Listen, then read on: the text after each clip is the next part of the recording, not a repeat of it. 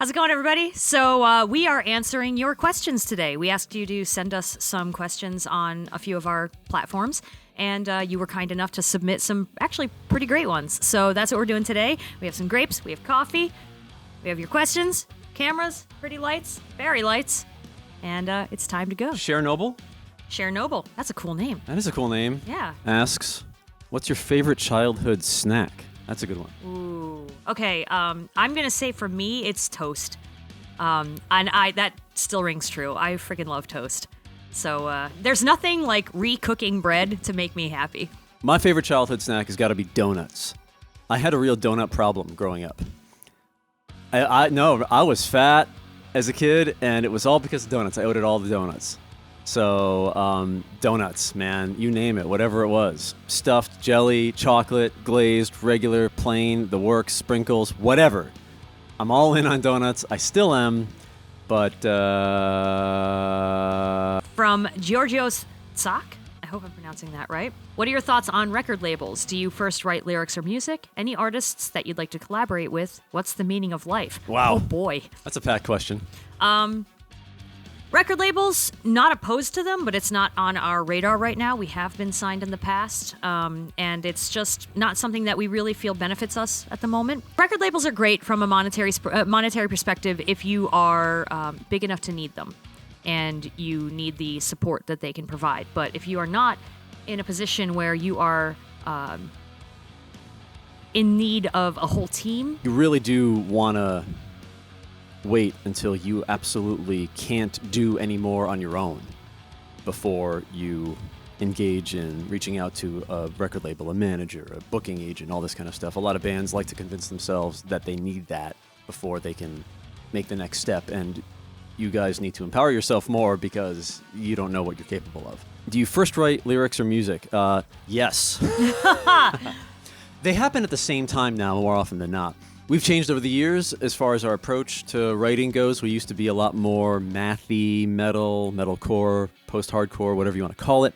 Now we've switched, and when you want to write more of an active rock type of thing, you kind of have to have melody and music influence the lyrics. One influences the other. there has to be a certain kind of almost conversational flow to lyrics for me to be able to feel like I can deliver them. I do think it's important to be natural in your delivery, because sometimes that can actually be a barrier if you're not, between yourself and the listener and whatever message you're trying to convey or whatever message they may be able to garner from your music. Any artist you'd like to collaborate with? We did an interview once where we were asked the same question, and all I could think of was various producers like David Bendeth. Howard Benson would be a great one. John Feldman, maybe, would be kind of cool. Anyone else you can think of? Butch Walker. Okay, Butch Walker would be interesting. But I really can't think of any other singers, bands, artists, or anything like that. Unless Alex Lifeson wants to hit us up. What's the meaning of life? Find something worth dying for and live for it.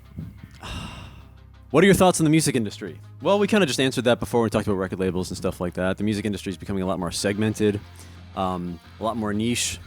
The genres are a lot more aplenty and more divided than ever. And that's actually sort of become a great thing. And it's also made everything harder to get your music heard. While I do think that, yes, it can be more difficult to get your music heard, it just means you have to work harder to find ways to make it happen, and it's less cost prohibitive. There are areas where the music industry is suffering and all artists suffer as a result, and then there are areas where it is incredibly beneficial for artists, because now that we are in a digital age, you have the opportunity to get your music out on a much grander scale, and I think that that is a very important factor that we all need to acknowledge it as artists. I think it's the best time to be a musician, to be honest, because there's more people listening to more music more often. So, and there's more creativity being embraced. There's definitely some trade-offs as a result of the environment we've created that allows you to do that. I don't think it's better or worse. I think it's just right? different. Yeah. It doesn't need, you don't need a designation of, it's terrible now. It's not worse. It's not better. It just is. Amen. Saber Productions. Kind of stupid questions, but what are your favorite monster movies? And if you don't watch those, just your favorite movies. Yeah, I don't really watch monster movies. Yeah, I don't either. My favorite movie of all time is Annie Hall. I've probably seen it more than 100 times. Mine is The Never-Ending Story. That is my favorite movie by far. The Wizard. The Wizard. The Wizard. Oh, soon. The Blu-ray. There's a new the special edition. Yes. Winter Blood MX21 asks, do you plan to make a presentation in other countries someday? Greetings from Mexico. I don't know if we'll make it to Mexico, but we would love to get everywhere. We would love to. Hi there. Are there any tour dates in the future? Who would you say are your main inspirations? Tour dates right now in the midst of this coronavirus. Yeah, we will be back on the road playing again as soon as we are able. As soon as people stay home and stop spreading this disease everywhere. Yes. Who would you say are your main inspirations? Rush. Rush is a big one. Rush. Rush was one of the first bands we ever spoke about. I grew up on a lot of classic rock. I grew up on Kansas and Doobie Brothers and Rush and Styx, bands like that. And even some of the more mainstream stuff, Garbage and Alanis Morissette and Veruca Salt. I love Veruca Salt. Early on, I was totally into the early 90s metal, Megadeth, Metallica, Slayer, huge into that. Then, of course, Dream Theater came in, Iron Maiden.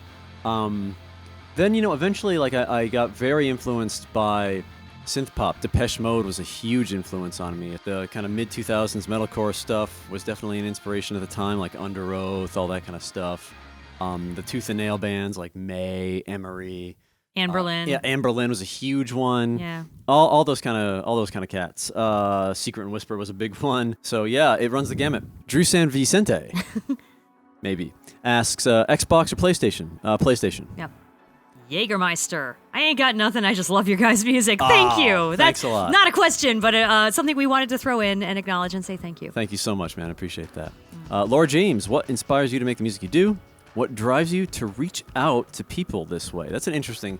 Wow. Let's answer that last half because we kind of talked about the inspirations and stuff like that. What drives you to reach people this way? Well, I can say over the years that's evolved because when you first start playing music, you're just stoked to be immersing yourself in a world of self-expression and you just want to tell people this is how I feel and you kind of stop there. It's become more about trying to reach people and say, we notice you, we know how you feel, and we want to let you know that we felt the same things. Trying to get a lot of empathy across, I think, is a big thing. Cereal Cat 449. We love cereal. We love cats. Love granola. Do y'all call the last color of the rainbow purple or violet? I am going to say empirically it is violet because it's Roy G. Biv. Not Roy G. Bip. Roy G. Biv. Red, orange, yellow, green, blue, indigo, violet. Violet. Violet, you're turning violet, Violet. Who is your favorite singer/band? What inspired you to make music? What would you consider your music genre to be? It's the plight of every musician to have to say their genre, but I mean, honestly, the best way you can respond to that question is, trying to get people to be reminded of something because you do have to, at the end of the day, as a musician who wants to put your music out there for other people, if you're not just making it for yourself, you do have to classify yourself. Probably, active rock, alternative metal, you know what I mean? That sort of lets you get electronic rock, space rock, we've heard. Densa Niebla.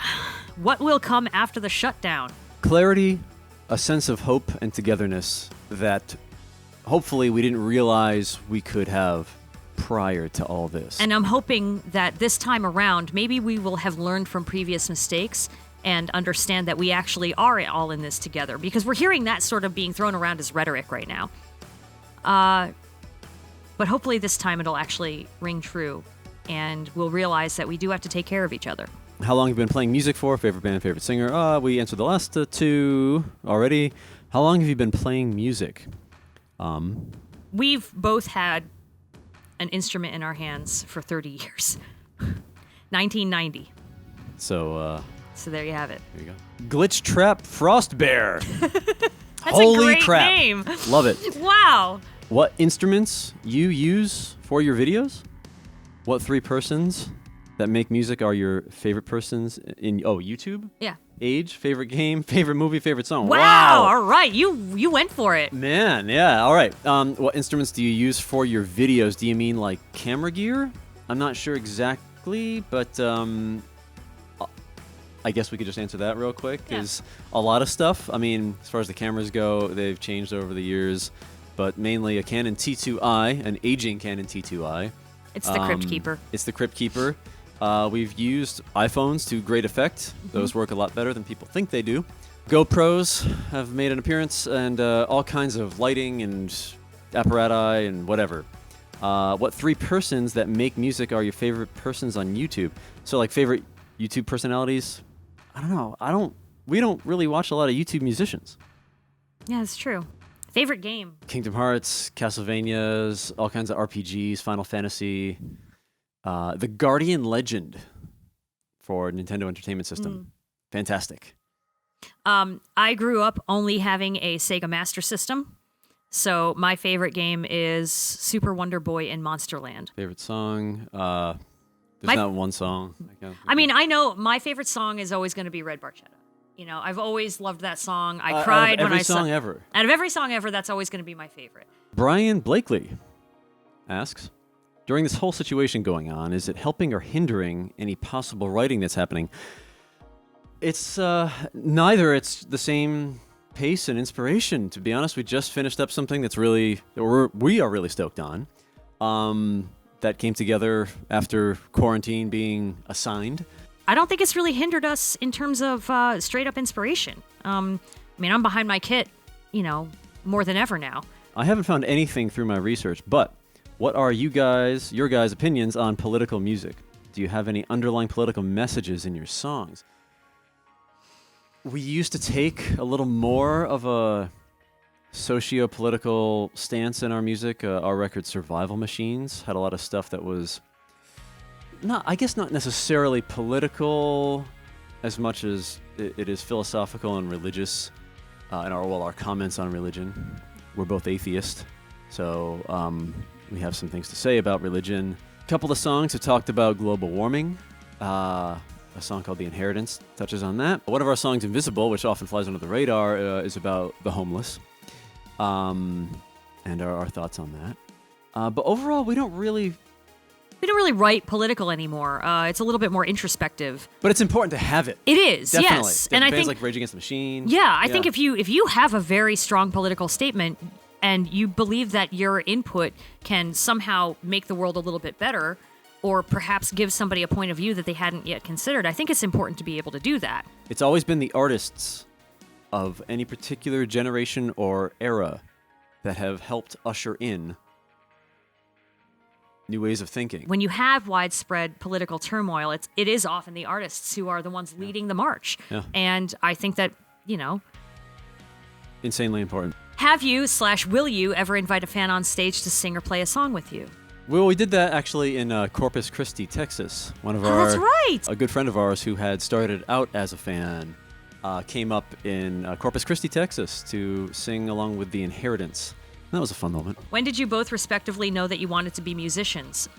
I knew when I was 6. Yeah. Yeah, I knew. I was 10, but that was coincidentally around the same time. Yeah. Right? Not around 1990 or something like that, Yeah. I knew I wanted to be a musician when my dad gave me a toy plastic guitar with a microphone attached to it, and I would jam with his band.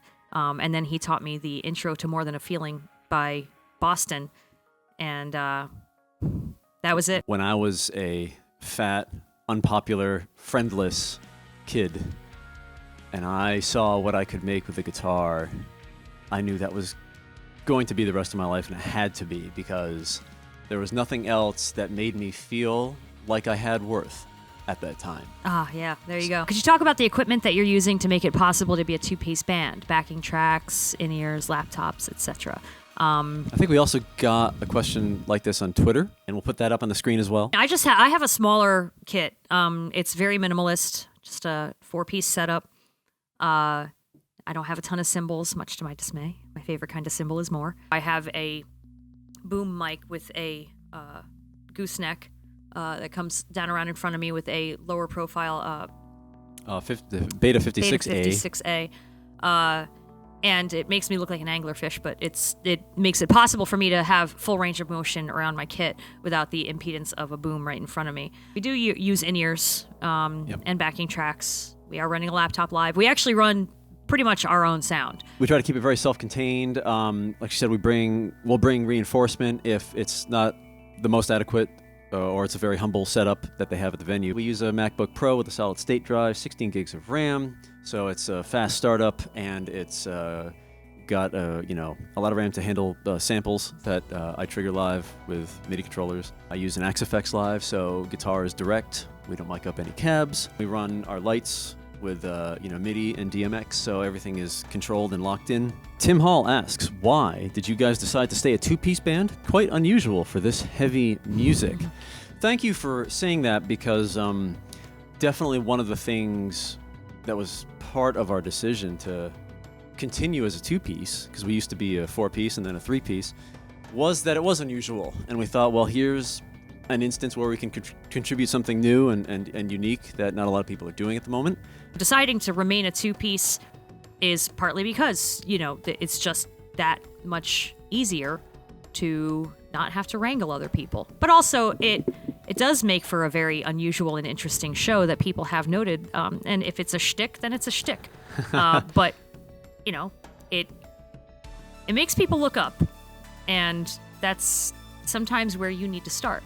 And if your music and performance can get them to stay, that's even better. Ryan Pennington asks, top 5 albums of all time. Oh.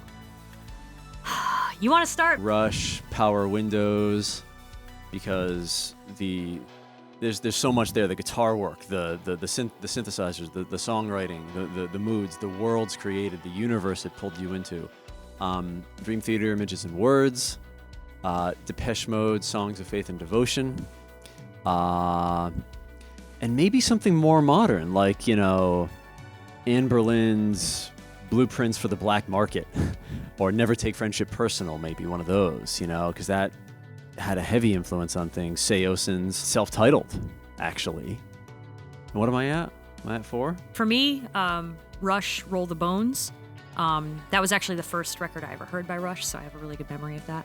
And then I would say Moving Pictures, because that was sort of when they started to change things up a little bit, it seemed, and got away from their super proggy stuff and started to get a little bit more into like the songwriting aspect. So 2 Rush records. 2 Rush records. Tears for Fears, Songs from the Big Chair. Big one. Kansas Audio Visions, it's really big for me. Fleetwood Mac Greatest Hits. Michael Xavier Vermette asks, which style do you enjoy writing songs for more? Post-hardcore or the more chill synth alternative stuff? Now, a lot of you may not know, but we had a period where we focused a lot on synth pop and a lot of synth-driven music. It's easy to get immersed in the world of synthesizers because the formation of textures and little sounds here and there and things coming in for only a second and,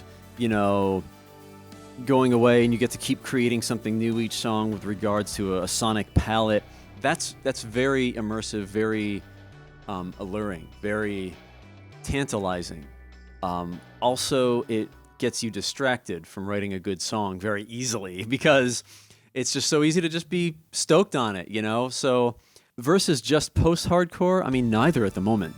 I would almost say we're sort of like in between it. Yeah. It's like there's a good balance. There's a lot less synthesizer, but there's a lot less post-hardcore now. Frederick Sear, hello. I honestly just want to know how you guys are holding up with the whole COVID-19 situation. On a lighter note, what would you guys consider to be your top 3 favorite albums from other artists? Whatever pops in your head first, stay safe. You stay safe as well. We've already answered the albums question.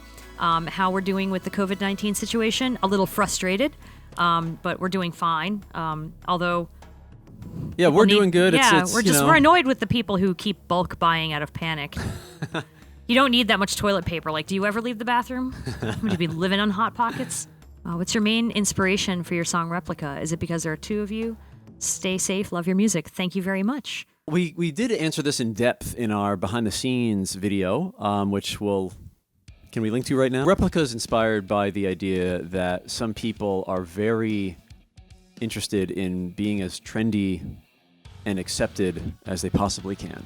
And oftentimes those people will show it a little too much and be a little too proud of it. And their individuality is like a very thin coat of armor that's all held together by one bolt.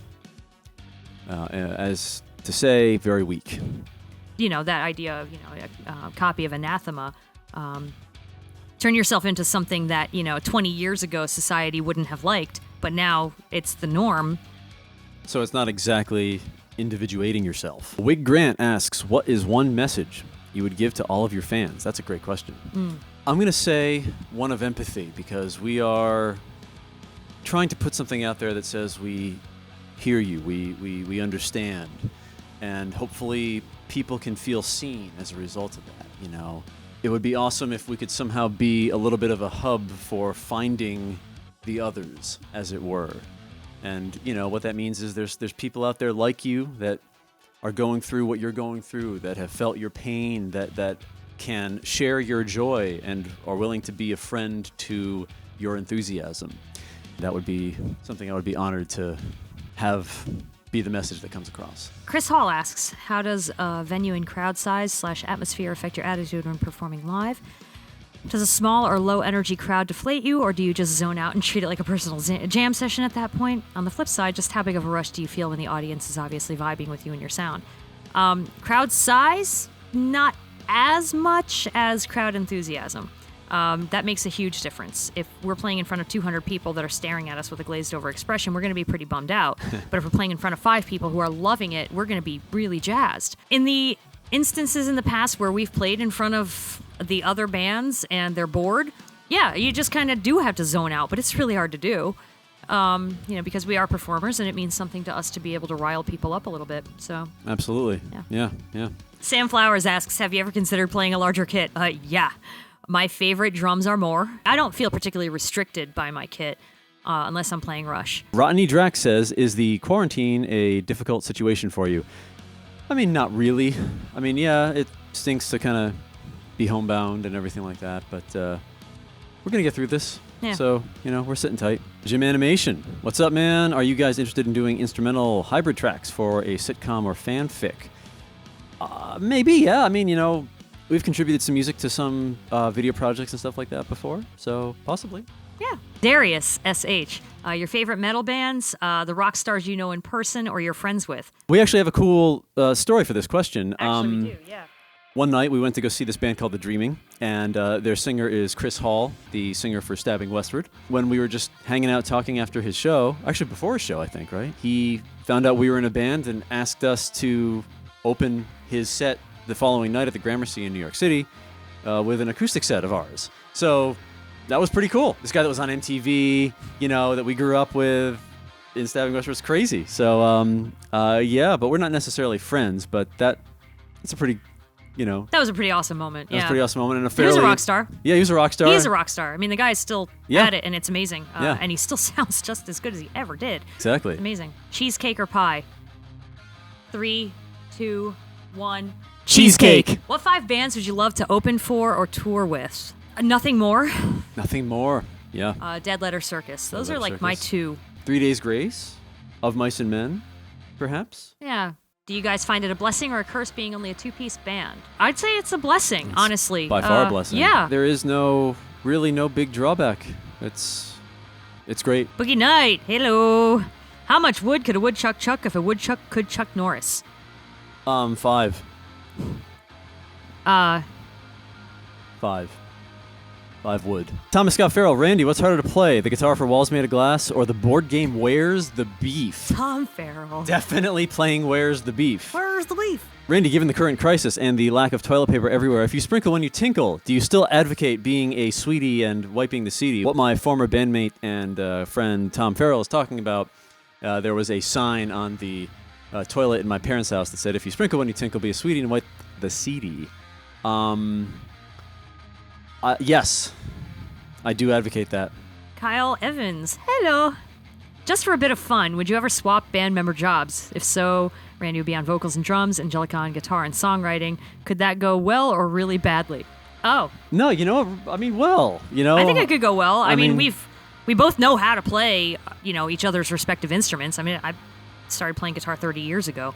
And Randy actually can hold his own on drums. Bethany Turner, we all fall into socially structured norms, sometimes without knowing. How do you find your true self instead of remaining another replica? Ghost in a Shell comes to mind. Also, what have you done with all those old house phones after making the music video for Busy Signal? I feel like it's a great opportunity to make funky sculpture or something. That's a good that idea. actually is a really cool idea. We donated them because we bought them from a thrift store, so we redonated them. We did keep the neon phone. Ah, yes, actually, we did keep yeah. that, and we still have it. The phone that's on the cover of the single art. We kept that. And it because was it's cool. actually at my behest, too, because I had one exactly like it when I was younger, and I had my own phone line, because that's what you did in the 90s. As far as not falling into socially structured norms, I think everybody does to some degree. And you acknowledged that. It's entirely too much work to keep up appearances of being somebody that you're not. It's not to say I don't care what anybody else thinks. Everybody cares what other people think, and that's okay. And I think acknowledging that is okay, that you're not going to be for everyone. Those who try to be all things to all people are nothing to no one. Accepting who I am, accepting that I am who I am, accepting the things about myself that I wish to improve or change, and actually working toward that, I think that's the best way to remain true. I think you also find your true self when it's hard to. Mm-hmm. In any given situation, when it's hard to uphold your values, that's when you find out who you really are. It's the challenges that make us. Brian Core, Xbox Series X or PS5? Holy heck. Neither. We're more vintage gamers than anything else. But it'd be interesting to see what the PS5 has to hold, just because I've kind of always gravitated towards a lot of the games offered on PlayStation over the years. But I know there's a lot of cross-platform stuff. So, to be honest, I haven't kept up with video games as nearly as much as I would like to. Duroside Music, any plans for a future album EP? At the moment, no. But if there is a big enough demand, we'll definitely do one. Would you do a tour in Japan? And can I go watch you in the U.S.? Yeah. Yes and yes. Touring in Japan would be amazing. Heck yes. I want to go to Japan full stop. Would love to, man. I want to go to Nara so I can pet a deer. One day we're going to get out to all these other countries. What was your favorite thing that you did while on tour or at a concert? There's been so many little tour stories here and there that I don't know if any one particular event stood out more than another. I mean, we've seen a lot of weird stuff, and I think I look forward to the weird stuff maybe more. Yeah, those are the experiences that I think are a lot more... Yeah, those are the more interesting stories. Like yeah. We've seen, one venue had a shark fetus in formaldehyde. For 35 years sitting in this glass jar, and it also happened to be an all-night tattoo parlor that was... Part of a double wide? Yeah, like a double wide with an overhead door that was where the venue was. Very weird stuff, You can't make this stuff up. The first night of our first tour ever, I had massive food poisoning from a can of peaches. Exactly. It's great stuff, man. Yeah, and it's like, there's nothing like popping Rolaids or Tums or whatever it was, while trying to scream into a microphone without vomiting everywhere. Macintosh Little asks, if you could have any villain back you up in a fight 100%, who would it be and why? Any villain? Well, Skeletor. Just because I grew up with He-Man and it's in my blood. Masters of the Universe lives in me. What are your tour plans now that everything is in lockdown? We don't have any. You can't make any right now. Yeah. Everything is kind of in a state of stasis. Maybe we can pull a little 2-weeker, maybe once all this stuff blows over. We'll see. Yeah. Gabby asks, why are you so cool? Why are you so cool? Yeah, I don't think I'm very cool. I think I'm weird and I do cool stuff. Same. All right, Boss Pedal Project asks, favorite Sega Genesis game aside from Altered Beast? Aside from Altered, is there a game outside of Altered Beast? You know what I'm going to go with? Light Crusader. That's a very interesting game. I know, you weren't expecting that, right? That's an RPG that is very puzzle heavy. Does Sega CD games count? Because that was hooked up to the Genesis? I'm going to go with Snatcher, if that's the answer. John Michael Juergens. How did you come up with the band name? Actually, we were playing a show. This is years back. We were playing a show at this place called The Room at Rebel Sound in Massachusetts. Was it Pittsfield, Mass? Pittsfield, yeah. Yeah, Pittsfield. We were on the hunt for a new band name. We used to be called Self-Made Soul. Didn't really fit with where we were going artistically, so it was time. And we were all racking our brains trying to find anything. So this place, The Room at Rebel Sound, was also a record store, and it was so cool. One of our old band members was thumbing through the records and found a copy of Killing Joke's record, Brighter Than a Thousand Suns. It was just, it had this thin, like, Roman font. It looked very proud, and I think that spoke to us. You know, we like band names like Moments in Grace. It felt very exalted. It had this very uplifting feeling. Yeah. And so I think it just was like, it was like a, whoa, yeah, caught our attention. And to be honest, at that time, we hadn't even really heard the record. Yeah. But it just felt great. It's actually a good record, though. It is a good record. And that just about wraps it up. Thank you guys so much for asking all your questions. And if you guys like this kind of thing and want to see more like this from us, we will definitely give you more. Let us know in the comments below. And thank you so much for being with us on our journey. We are grateful to have you with us. As always, guys, take care. Be safe. Take care of each other. We're going to get through this. Absolutely.